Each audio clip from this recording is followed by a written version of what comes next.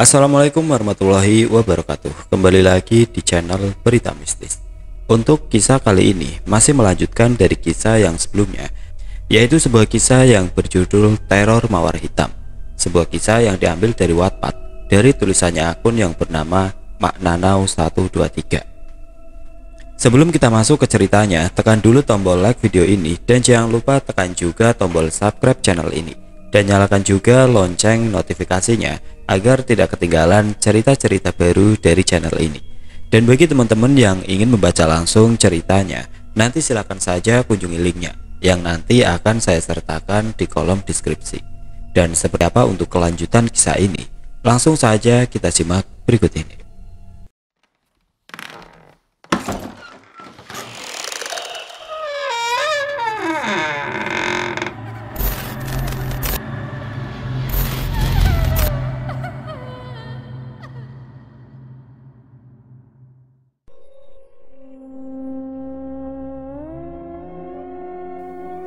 Emosional Alta berhasil terpancing akibat usapan Zera. Ia membenci gadis itu yang mengatakan bahwa dirinya tega menghancurkan dan membuat penderitaan.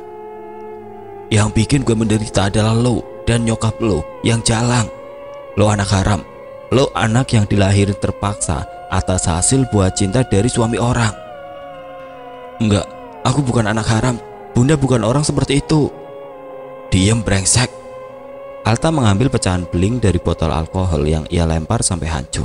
Kemudian ia mengarahkannya pada Zera, mendekat dan tertawa menyeringai. Pria itu menyayat wajah Zera dengan pecahan beling tersebut, hingga membuat Zera meringis kesakitan. Gua kan udah bilang, lo diem, kenapa lo masih juga banyak ngomong sih? Terdengar lembut tapi menekan. Darah bercucuran dari luka yang digoreskan pada wajah gadis itu. Aku bukan anak haram, liris Zera dengan mendesis menahan sakit. Gua bilang, diam. Alta semakin dikabut rasa emosional. Ia mendorong Zera sampai kini berada di atas lantai dan ia berada di atasnya Zera. Alta menatap Zera lamat-lamat. Kini segala hal manis terbayang dalam pikirannya. Senyum gadis itu, tawa gadis itu, rasa cinta yang diungkapkan oleh gadis itu membuat Alta lemah. Lo denger baik-baik, patuhi gua. Mulai sekarang lo sama gue hidup di apartemen ini berdua, tapi bukan untuk senang-senang, melainkan untuk gue bebas bikin lo menderita seperti apa yang dulu nyokap lo lakuin terhadap nyokap gue. Nyokap lo itu perebut kebahagiaan orang lain dan gue benci perebut. Alta menarik Zera dan mengangkat tubuh Zera menuju ranjang. Pria itu menjatuhkan Zera ke atas ranjang dengan kasar. Aku mohon, lepasin aku. Lepasin? Lo pikir gue sudi lepasin lo sampai lo mati baru lo lepas dari gua? Kalau gitu kenapa kamu gak bunuh aku aja sekarang? Gua gak suka bunuh target yang gua tunggu-tunggu sejak lama secara cepat kilat. Gua lebih suka bermain-main dulu sampai gua puas. Jadi kamu yang dulu celakain aku dan Bi Yati juga bekerja sama buat hal itu. Apapun itu, gua penyebabnya. Gua adalah orang yang berhasil musnahin orang-orang terdekat lo. Karena gua gak suka siapapun bantu lo keluar dari penderitaan. Gua mau lo menderita, gua mau lo mati perlahan. Tapi sayangnya mental lo terlalu kuat karena adanya cowok brengsek itu. Karena sekarang dia udah mati, lo bakalan tersiksa di sini. Alta melangkah keluar kamar, menutup dan mengunci kamar tersebut. Zera terbaring lemah di atas tempat tidur. Hatinya betul-betul hancur, sebagaimana segala yang ia miliki hancur karena Alta. Alta adalah sosok pria yang ia cintai. Alta yang ia anggap tidak pernah menyakiti, rupanya dia jugalah yang melukiskan segala penderitaan. Tidak menyangka sekaligus benci. Aku bukan anak haram, Al. Bunda, maafin Zera. Tata, Elang, tolong Zera di sini. Zera mau susul kalian. Tangan yang terikat tidak bisa membuat Zera melakukan apapun. Meskipun kakinya masih bisa berjalan, tapi tubuhnya lemah. Zera tidak bisa berbuat apapun selain menangis dan meresapi segala rasa sakit dalam hatinya. Mengapa harus Alta yang melakukan ini padanya? Alta adalah orang yang selalu ia banggakan, selalu ia prioritaskan, dan menetap dalam hatinya. Cinta yang dalam tentu membawa luka yang dalam juga bukan. Dan inilah yang saat ini Zera rasakan. Gadis itu tidak mampu membenci Alta ketika Alta bersama perempuan lain. Namun kali ini, ia mampu benar-benar membenci Alta ketika ia tahu bahwa Alta adalah penyebab dari segala penderitaannya, penyebab kematian orang-orang yang ia sayangi. "Aku benci kamu, Alta!" Teriakan itu terus diulang sampai tenggorokannya merasa kesakitan, bahkan terbatuk-batuk. Sekali lagi Zahira tidak peduli dengan dirinya saat ini. Rasanya lebih baik mati daripada harus menanggung segala beban penderitaan ini sendirian. Paginya Alta masuk ke kamar. Ia melihat Zahira tidur menggigil kedinginan. Semalam itu Alta pergi ke rumah Zahira untuk membicarakan hal ini pada ibunya. Ia terpaksa mengatakan pada ibunya bahwa Zahira sudah berhasil ia bunuh. Alta membawa mayat lain ke hadapan ibunya, mayat yang ukuran tubuhnya sama dengan Zahira. Fisiknya nyaris sama dan wajahnya sengaja Alta rusak agar ibunya tidak mencurigai. Bukan maksud Alta membohongi. Entah mengapa hatinya ragu jika hari ini juga ia harus merenggut nyawa Zahira. Bodoh, bukanya pakai selimut. Alta menyimpan sepiring nasi dan lauknya di atas meja. Ia membuka tali yang mengikat tangan gadis itu, kemudian menggoyangkan tubuhnya agar terbangun. "Bangun!" Zahira perlahan membuka matanya. Ia tersentak kaget dan mundur ketakutan. "Ngapain kamu di sini? Jangan deketin aku!" Wajahnya nampak panik. Sepertinya Zahira masih sangat trauma. Alta mendengus kasar. Ia mengambil sesuatu di atas meja, yaitu obat merah serta Hansaplast untuk menutupi luka yang ada di wajah Zahira. "Enggak, lebih baik kamu bunuh aku." "Diam, jangan bikin emosi gua naik." Zahira seketika bungkam, membiarkan tangan pria itu terulur mengobati lukanya. "Duduk di sofa, spraynya mau gue beresin," ucap Alta datar setelah membersihkan luka di wajah Zahira. Gadis itu menurut. Ia turun dari atas tempat tidur dan duduk di sofa. Alta terpaksa harus mencuci spray yang banyak darah bekas luka Zahira. Tidak ada penyesalan, hanya tersirat rasa kesal karena gadis itu masih saja berisik. "Jangan coba-coba kabur," ucap Alta tajam ketika memergoki Zahira melangkah menuju pintu kamar yang terbuka. Dengan cepat Zahira berlari keluar kamar, namun saat di depan pintu apartemen, ia menyerah karena tidak tahu berapa pinnya. "Gua kan udah bilang jangan coba-coba kabur, nakal banget sih." Alta mendekat menarik tangan Zahira paksa menuju kamar kembali. "Lepasin aku nggak mau di sini, dasar brengsek." Zahira didudukan di atas sofa secara paksa. Kemudian Alta mengambil sesendok makanan untuk disodorkan pada mulut Zahira. "Buka mulut lo." Zahira menggeleng tidak mau. "Buka Zahira Amandita." "Enggak, aku nggak mau." Terpaksa makanan itu terkunyah oleh mulut Zahira karena Alta mengambil kesempatan memasukkannya saat Zahira membuka mulutnya ketika bicara. "Habisin, telan." Zahira malah menyemburkan makanan itu ke lantai hingga membuat Alta menggeram emosi. "Lu tolol apa gimana? Masih mending gue kasih lo makan daripada gue biarin lo kelaparan.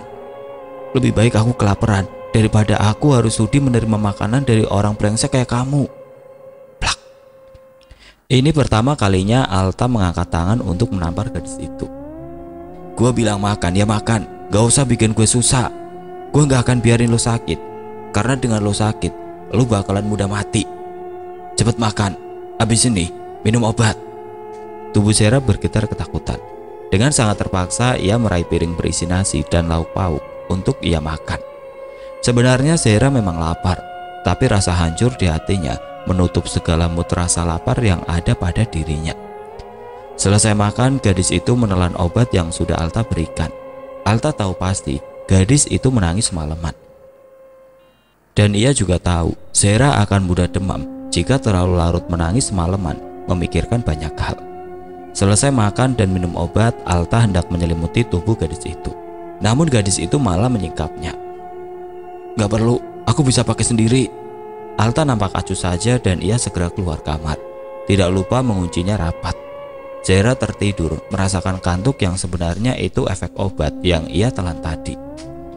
1000 air mata yang keluar dari sudut mata gadis itu tidak akan pernah merubah keputusan Alta untuk membunuhnya. Tepat di ulang tahun gadis itu nanti, Alta akan memberikan kejutan spektakuler yang mungkin sebenarnya akan membuat dirinya menyesal seumur hidup. Zahira sudah membencinya, jadi tekad Alta membunuh gadis itu semakin bulat.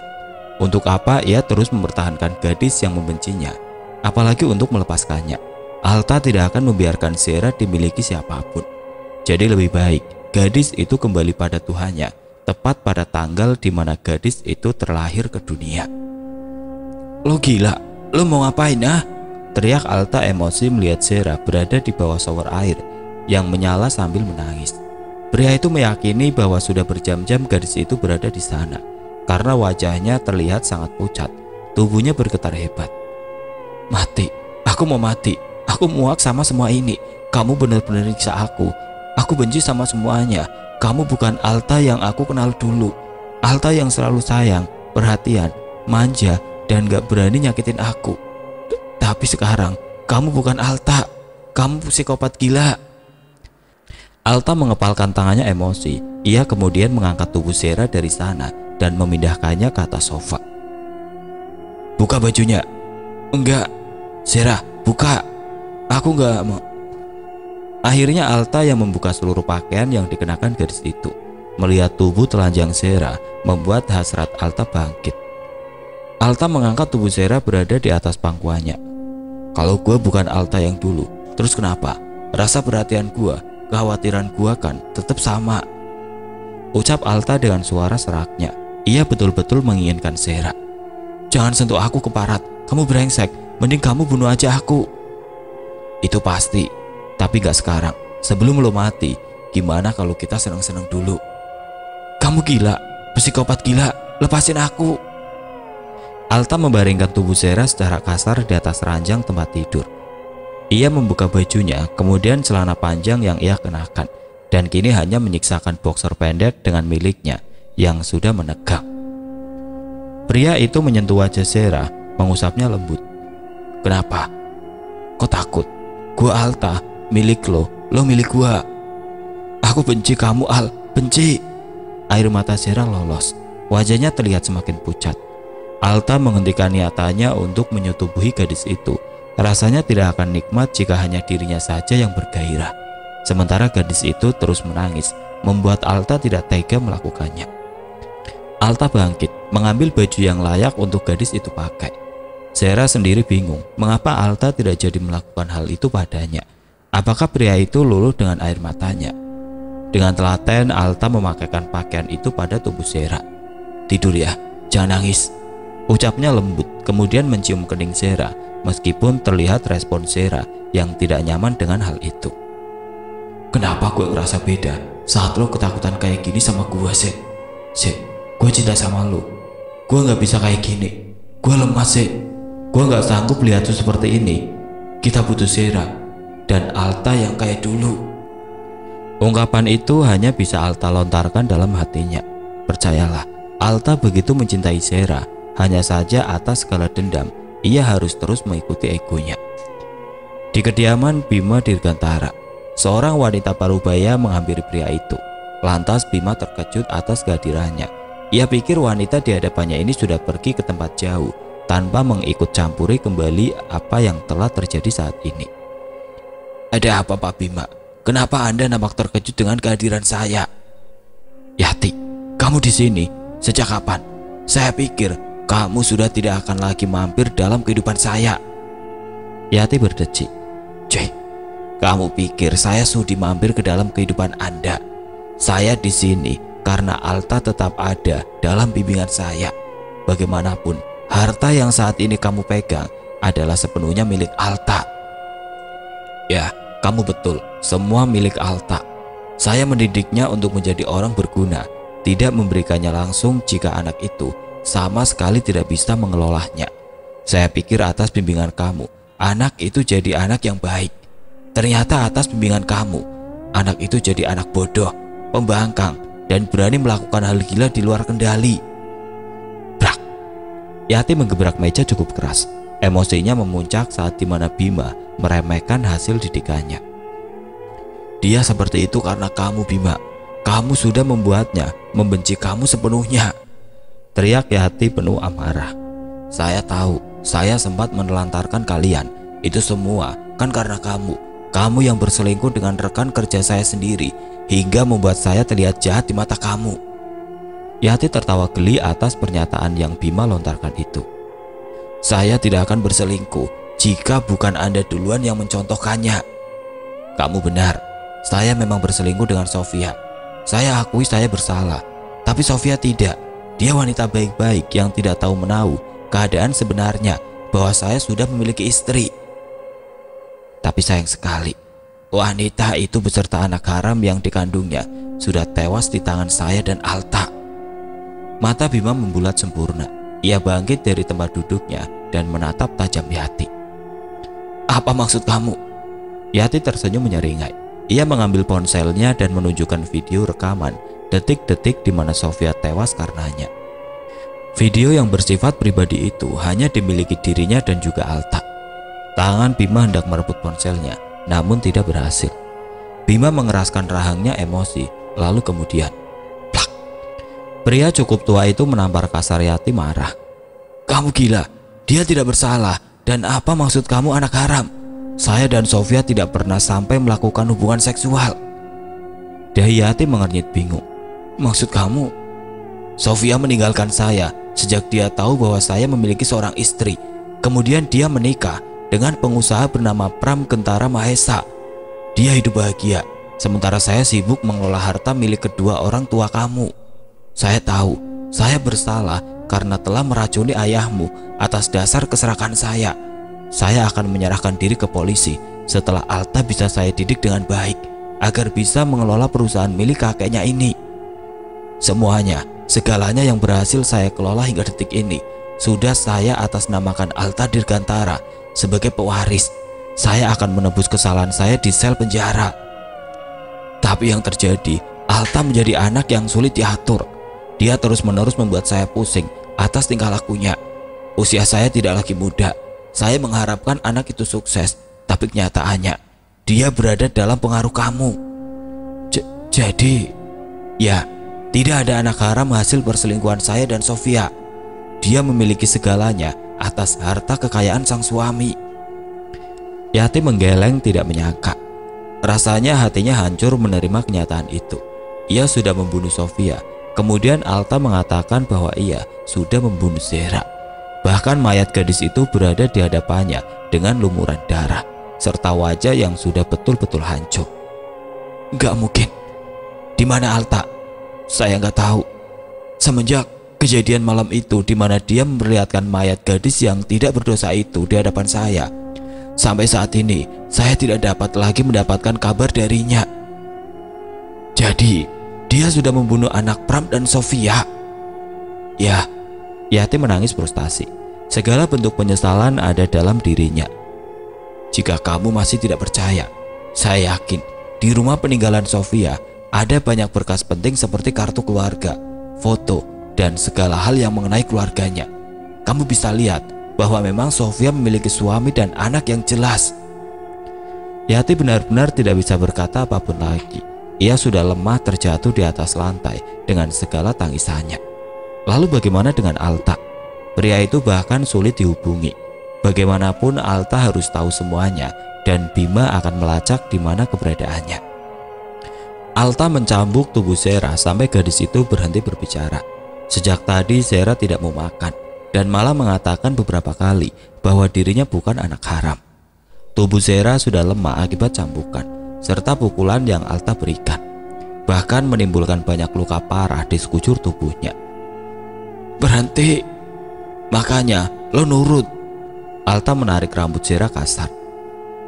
Makan, lo harus makan. Gua nggak mau saat lo mati nanti dalam keadaan kurus. Memangnya apa pengaruhnya jika Zehra tewas dalam keadaan kurus? Alta benar-benar psycho rupanya. Alta menjatuhkan kembali gadis itu ke atas sofa. Ia menyuapi makan pada Zehra dengan tergesa-gesa akibat amarah yang memuncak. Bahkan di saat mulut Zehra masih penuh makanan saja, Alta memasukkan kembali nasi itu ke mulut Zehra sampai Zehra mau muntah rasanya. Kaki lo ini benar-benar kurus, dibikin lumpuh. Lo selalu pergi ke kamar mandi, menyiksa badan lo di dalam sana. Jadi lihat nanti, gua bakalan bikin kaki lo gak bisa gerak sementara. Sera hanya bisa menangis. Ia benar-benar tidak menyangka dengan Alta yang seperti ini terhadapnya. Dulu tangan Alta selalu menjadi pelindung untuknya. Dulu pula tangan Alta selalu terulur untuk menolong dan menghapus air matanya. Namun kali ini, tangan pria itu yang berhasil membuat air matanya lolos tanpa henti. Tersiksa setiap harinya. Sudah 1 bulan Sera menetap di apartemen bersama pria brengsek ini. Namun sedikit pun tubuhnya tidak pernah lepas dari siksaan fisik. Hatinya tidak pernah lepas dari siksaan batin. Apa lo masih cinta sama gua? Tanya Alta. Bahkan pria itu masih mempertanyakan hal konyol yang sudah pasti ia tahu sendiri apa jawabannya. Jawab brengsek. Sera menggeleng cepat. Yakin? Tanya Alta lagi. Dan lagi Sera mengangguk. Jangan kayak binatang yang cuma bisa ngangguk dan geleng. Lu bisu. Aku benci kamu. Tawa Alta pecah mendengar hal itu. Oke, nanti kita buktikan. Apa maksud pria itu? Apalagi yang akan dia lakukan terhadap Sera? Tidak cukupkah sampai di sini Sera mendapatkan beban penderitaan? Alta mabuk. Pulang hampir pagi bersama wanita yang ia bawa masuk ke dalam apartemennya. Bahkan masuk ke dalam kamar kediaman Sera tidur di atas ranjang sana. Pelan. Wanita itu mengerang di mana Alta mencium lehernya. Sera terbangun dari tidurnya. Ia terkejut dengan pemandangan di hadapannya itu. Hatinya terasa sesak melihat Alta berciuman, bahkan menelanjangi wanita itu tepat di hadapannya. Namun sebisa mungkin Sera tidak menontonnya lagi. Ia berbalik badan dan pura-pura tertidur kembali. Sialnya, suara desahan di antara kedua manusia laknat itu terus terdengar di telinga Sera, membuat Sera merasa ilfil sekaligus sakit. Apakah benar ia masih mencintai Alta, meskipun pria itu sudah membuat derita berkali-kali lipat untuknya? Sungguh, Sera merasa bodoh. Wanita itu terus mendesah diiringi dengan desahan Alta. Diam-diam Alta tersenyum kecil melihat Sera menutup telinganya rapat-rapat, serta tubuhnya yang bergetar karena menangis. Setelah selesai dengan percintaan itu, Alta menyelipkan lembaran uang pada bra yang dikenakan wanita itu. Lantas wanita itu tersenyum girang, kemudian keluar dari apartemen. Alta memakai kembali celananya dan mendekati Sera. Masih cemburu? Bisiknya. Sera diam tidak merespon. Ia mengusap air matanya kasar. Jawab gua, lo cemburu? Sera menggeleng, geram dengan rasa gengsi yang Sera punya itu. Alta menarik tubuh Sera kasar, menangkup pipi gadis itu dengan cengkraman kuat. Lo cemburu? Lo nangis gini karena lo cemburu, ya kan? Udahlah sih. Lo itu cinta sama gua. Selamanya lo bakalan kecintaan sama gua. Oh ya, besok minum obat ya. Enggak, aku gak mau. Minum obat. Enggak. Plak. Alta menampar kasar gadis itu sampai pipinya memerah. Padahal wajah Sera sudah dipenuhi lebam. Dan malam ini Alta menambahkannya lagi dengan bekas tamparan yang terasa perih. Obat yang akan Alta berikan adalah obat lumpuh. Ia sudah membelinya mahal agar kaki gadis itu berhenti bergerak sementara. Tidur. Alta memberikan kecupan di kening gadis itu setelah ia menamparnya. Gila bukan? Tubuh Alta dirapatkan pada tubuh Sera. Gadis itu hanya diam saja karena percuma. Untuk berontak pun ia tidak mampu. Rasanya air mata Sera sudah tidak bisa lagi keluar setelah banyak ia habiskan setiap harinya karena merasakan banyak luka pada fisik sekaligus batinnya. Sera menyesal, tentu. Ia menyesal salah mencintai seseorang, salah mempercayai seseorang. Ia menyesal tidak pernah mendengarkan apa yang Elang katakan dulu padanya. Elang pernah menyarankan hal yang bisa membuatnya tenang, dan sampai detik ini Sera masih mengingatnya. Ia mulai menutup matanya, mengambil nafas, kemudian membuangnya kembali, melakukan berulang kali, meresapi apa yang pernah Elang katakan padanya. Apapun masa lalu, lu harus percaya kalau Tuhan gak pernah berhenti sayang sama lu. Dia bakalan lakuin banyak hal biar lu bisa dewasa menghadapi setiap masa lalu, biar lu lebih kuat lagi dari sebelumnya. Ketika lu ngerasa takut, ketika lu ngerasa gak punya siapa-siapa, lo sebut nama orang-orang yang lo sayang dalam hati lo. Kemudian lo ingat momen-momen bahagia sama mereka. Di situ, lo bakalan ngerasa mereka tetap ada di dalam hati lo. Saat lo ngerasa kehilangan, Lu jangan berpikir bahwa Tuhan gak adil sama lu. Sebab kehilangan mengajarkan lu untuk lebih menghargai orang lain lagi. Menghargai setiap momen lu sama mereka. Menghargai setiap waktu kebersamaan lu sama mereka atau orang-orang yang lu cintai lainnya. Mulut Zera mulai bergerak menyebut nama bundanya, kemudian Tata dan Elang. Ia merindukan ketiga manusia yang ia sayangi itu. Mereka sangat berharga dalam hidup Zera. Namun bodohnya, Zera hanya mempercayai Alta ketika segala penyesalan belum terbentuk dalam dirinya. Bunda, Tata, Elang, aku kepengen nyusul kalian. Meskipun gadis itu berbicara dengan volume suara kecil, namun telinga Alta masih berfungsi mendengarnya jelas. Tidur, jangan jadi orang goblok yang cuma meratapi penderitaan. Nikmatin aja, ini hukuman atas perbuatan bejat orang tua lu, ucap Alta tajam. Zera tetap diam dan menutup matanya. Percuma saja merespon, yang ada ia semakin tersiksa. Zera hanya bisa berharap pria di sampingnya ini tidak menyesal karena telah menudingnya sebagai anak haram, bahkan menjadikan dirinya target setelah kematian orang-orang yang ia cintai. Zera lumpuh, kakinya tidak bisa digerakkan. Ia hanya bisa menangis pasrah dengan keadaan. Alta memang kejam dan benar-benar tega melakukan hal ini padanya. Gadis itu kini hanya bisa duduk di atas kursi roda, entah sampai berapa lama. Tapi ini terjadi setelah ia dipaksa meminum obat yang entah obat apa. Kaki aku gak bisa gerak. Zera sudah mencoba menggerakkannya lagi, namun gagal. Alta masuk ke dalam kamar dan tersenyum di hadapan Zera. Ia kemudian berlutut di hadapan Zera, seraya menyamai ukuran gadis itu yang duduk di atas kursi roda. Gua kan udah bilang, nurut sih. Kalau lu masih gak nurut juga, bukan cuma kaki lo yang gua buat kaku, tapi seluruh tubuh lo. Kamu jahat, Alta. Kamu gak punya perasaan. Makanya, mau makan apa? Pizza, burger, atau apa? Enggak, aku gak mau. Lepasin aku. Biarin aku hidup bebas tanpa kamu. Kalau kamu gak mau bunuh aku, lantas buat apa kamu terus-terusan nyiksa aku kayak gini ya? Alta menarik dagu Zera kasar, kemudian mencengkramnya kuat. Kalau lo masih seperti ini, jangan harap hidup lo lepas dari penderitaan. Lo mau buat gue siksa lo setiap hari ya? Kalau lo mau lepas dari ini semua, tunggu waktunya gue bunuh lo, Zera. Walaupun gue gak mampu buat lakuin itu. Zera diam, tangisnya pecah sampai terisak-isak. Ia tidak tahu bagaimana cara menghadapi iblis sialan yang ada di hadapannya ini. Hari ini Alta membelikannya banyak makanan, dari mulai nasi padang, spaghetti, pizza, dan burger. Zera tidak berniat mau memakannya, akan tetapi jika ia tidak menuruti keinginan Alta, maka pria itu akan semakin membabi buta. Setelah selesai Zera makan, Alta mengangkat tubuh Zera kembali ke atas tempat tidur. Menciumi wajah gadis itu tanpa tahu malu, Zera merasa jijik atas perlakuan iblis seperti Alta itu.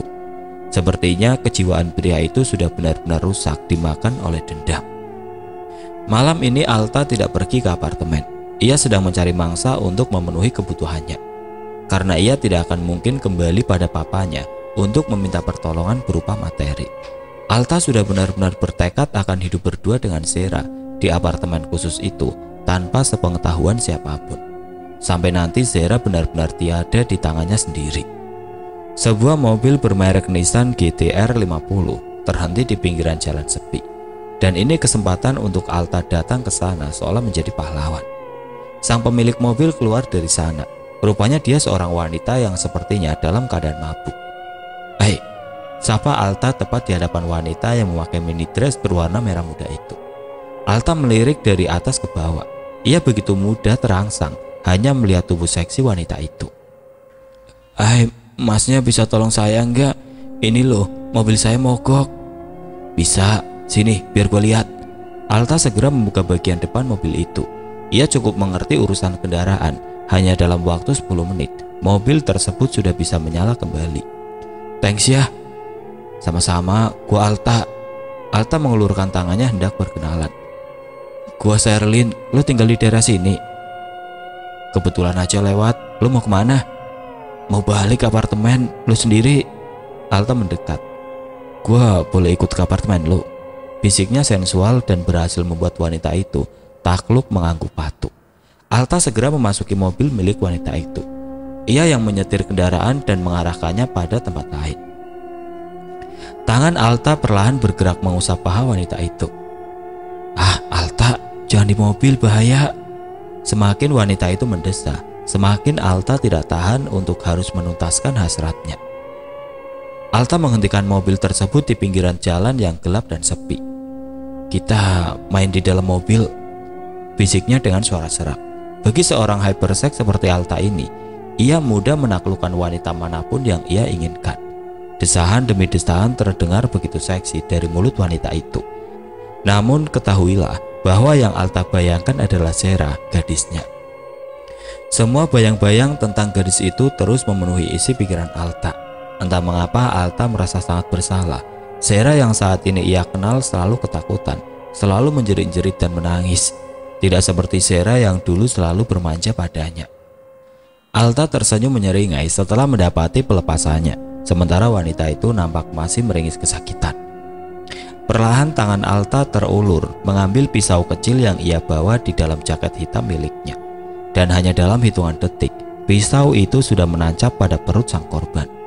"Ah, kamu..." "Alka Dirgantara, sebut nama gua biar lu cepet kekirim ke neraka." Tawanya nampak mengerikan Mbak Iblis. Alta benar-benar tidak memiliki hati nurani. Tidak hanya satu kali tusukan, ia menusuknya sampai puluhan kali, sampai di mana emosionalnya mereda. Lalu dengan mudahnya meminta seseorang datang membereskan apa yang terjadi tanpa jejak. Mobil, perhiasan, dompet, uang, dan isi ATM, semuanya Alta pegang. Setidaknya cukup sampai beberapa hari ke depan untuk menghidupinya.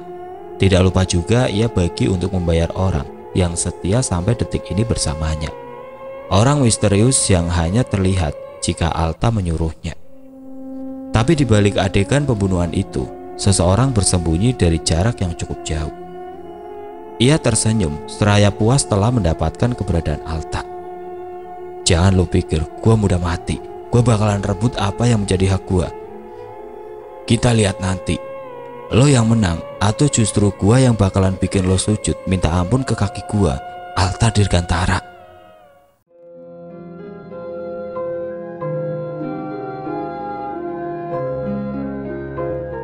Oke teman-teman, sampai di sini dulu ceritanya. Nantikan kelanjutan kisah ini di video berikutnya. Agar tidak ketinggalan, klik tombol subscribe channel ini dan nyalakan lonceng notifikasinya. Wassalamualaikum warahmatullahi wabarakatuh.